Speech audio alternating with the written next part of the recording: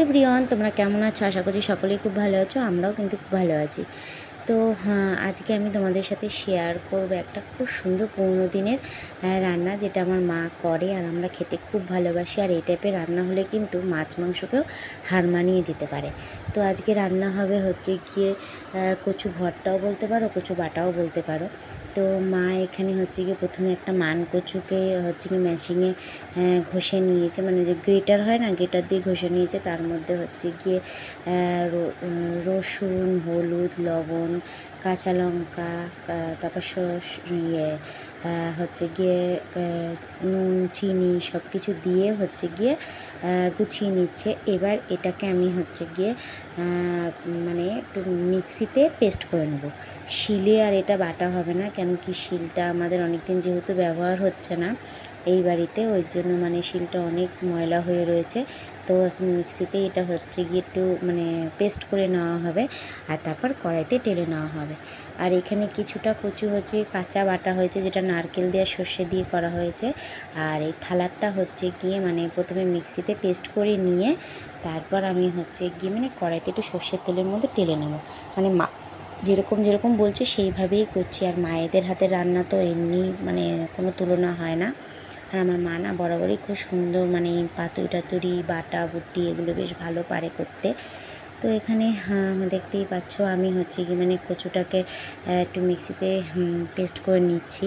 প্রথমে বলেছি মিক্সিতেই পেস্ট করব, শিলে আর বাটবো না। শিলে বাটলে হয়তো আরও বেশি খেতে টেস্ট হয়, কিন্তু মানে শিলটা যেহেতু পরিস্থিতি খুব খারাপ আর অনেক দিন ব্যবহার হয় না, তো ওই জন্য হচ্ছে কি আমি এখন মিক্সিতে এটা পেস্ট করে নিচ্ছি। তো পেস্ট করার পর আমি আবার একটু দেখে নিলাম যে ঠিকঠাক করে হয়েছে কি না, কি হাত দিয়ে দেখে নেব।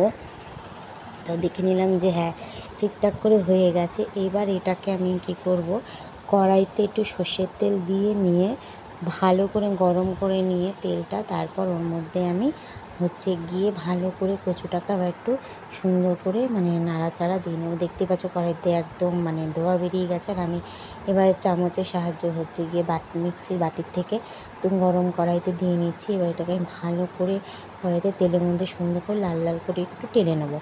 তাতে কী হবে, খেতে বেশি টেস্ট লাগবে আর গলা ধরারও কোনো ভয় থাকবে না। যদিও বা কাঁচা বাটাটা হচ্ছে কি মানে মা খেয়ে দেখেছে গলা ধরছে না। আর সত্যি কথা বলতে কি কচুটা বাজার দিয়ে কিনে আনা হয়েছে, কিন্তু কচুটা সত্যি খুব ভালো ছিল খেতে, মানে খুব টেস্টি ছিল। কোনো গলা ধরা বা কুটকুট করা কোনো রকম কোনো ধরনের ব্যাপারই ছিল না। তোমরাও কিন্তু চাইলে এইভাবে বাড়িতে একদম মানে নর্মাল প্রসেসারে হচ্ছে গিয়ে বাড়িতে ট্রাই করে দেখতে পারো কচুর ভর্তা বা কচু বাটা। খেতে অবশ্যই তোমাদের ভালো লাগবে। আর ভিডিওটা যদি ভালো লেগে থাকে অবশ্যই প্রথম থেকে লাস্ট পর্যন্ত দেখবে, আর একটা লাইক অবশ্যই করে দিও প্লিজ। তোমরা ভিডিও দেখছো কিন্তু তুমি হচ্ছে লাইক করছো না, একটা লাইক অবশ্যই করে দিও। ভিডিও যখন দেখছো লাইকটা হচ্ছে মানে তোমাদের লাইকেরও আমার খুব প্রয়োজন।